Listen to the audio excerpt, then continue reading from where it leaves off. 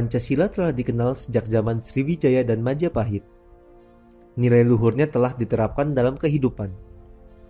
Pancasila sendiri berasal dari bahasa Sanskerta, yaitu panca berarti 5 dan sila berarti dasar atau asas. Pancasila berarti 5 asas. Istilah Pancasila terdapat dalam buku Negara Kertagama karangan Empu Prapanca dan buku Sutasoma karangan Empu Tantular, yang artinya adalah berbatu sandi yang 5 atau pelaksanaan kesusilaan yang 5. Sejarah perumusan Pancasila sebagai dasar negara merupakan bagian dari sejarah perjuangan bangsa Indonesia. Dalam periode penjajahan Barat, bangsa Indonesia terlibat dalam perjuangan fisik untuk mengusir penjajah. Perlawanan terhadap penjajahan Barat tersebut terjadi hampir di seluruh wilayah Indonesia, tetapi belum terkoordinasikan dengan baik dan bersifat kedaerahan. 20 Mei 1908, Dr. Sutomo mendirikan Budi Utomo yang merupakan organisasi pelopor gerakan nasional. Oleh karenanya, setiap tanggal 20 Mei ditetapkan sebagai Hari Kebangkitan Nasional. Perjuangan pergerakan non-fisik mulai menampakkan hasilnya dengan diselenggarakannya Kongres Pemuda Nasional yang menghasilkan Sumpah Pemuda pada tanggal 28 Oktober 1928.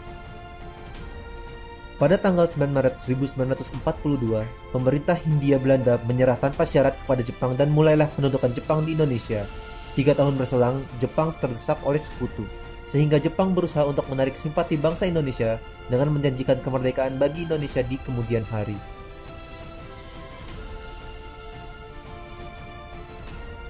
Tanggal 29 April 1945, Jepang membentuk BPUPKI atau Dokuritsu Junbi Chosakai yang diketuai Dr. KRT Rajiman Weddio Diningrat dan beranggotakan 76 orang, termasuk 7 orang Jepang sebagai anggota istimewa. BPUPKI melakukan sidang pertama selama 3 hari dari tanggal 29 Mei 1945 hingga 1 Juni 1945. Pada sidang itu, Mr. Muhammad Yamin, Profesor R. Supomo, dan Insinyur Soekarno secara berurutan mengemukakan pandangannya tentang 5 asas dasar negara Indonesia. Tanggal 1 Juni 1945, Insinyur Soekarno mengusulkan dasar tersebut diberi nama Pancasila. Usulan tersebut diterima dalam sidang BPUPKI pada tanggal 1 Juni 1945. Tahukah kamu? Berdasar Kepres nomor 24 tahun 2016 tentang Hari Lahir Pancasila, menyatakan bahwa tanggal 1 Juni 1945 ditetapkan sebagai Hari Lahir Pancasila. Insinyur Soekarno juga mengusulkan konsep Trisila dan Ekasila yang merupakan intisari dari Pancasila.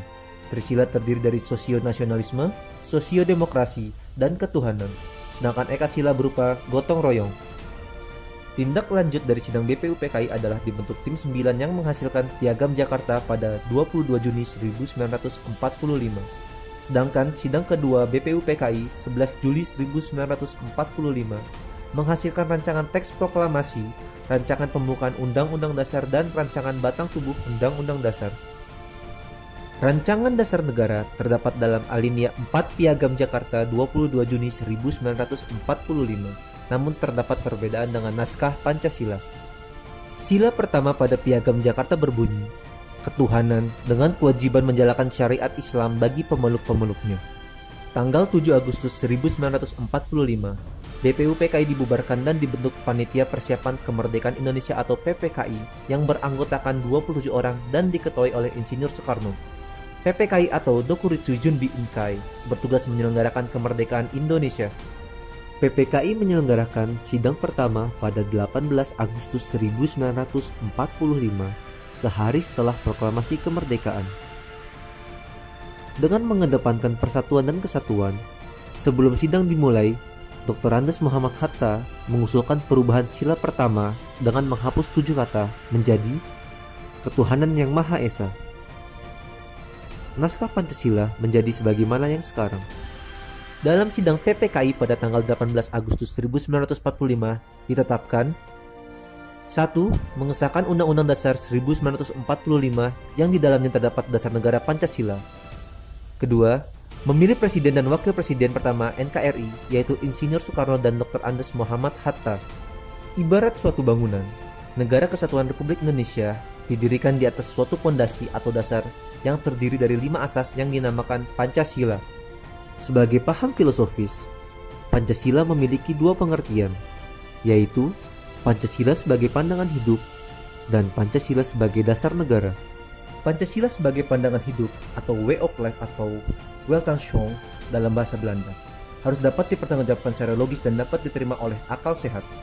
Dalam pelaksanaannya sehari-hari tidak boleh bertentangan dengan norma agama, norma kesusilaan, norma sopan santun serta norma hukum yang berlaku. Pancasila sebagai dasar negara. Dalam pengertian ini sering disebut pula sebagai dasar falsafah negara atau filosofische grondslag atau ideologi negara atau Staatsidee. Dalam hal ini, Pancasila digunakan sebagai dasar untuk mengatur penyelenggaraan negara atau mengatur pemerintahan negara.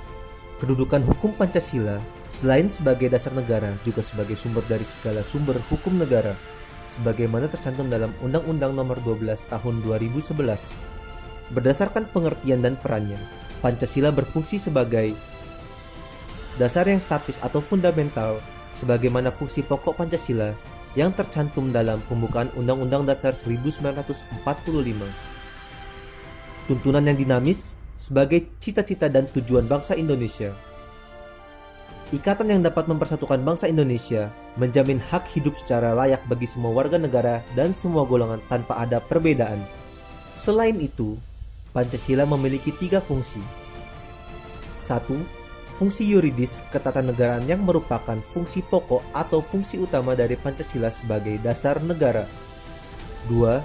Fungsi sosiologis, yaitu apabila dilihat sebagai pengatur hidup kemasyarakatan pada umumnya. 3.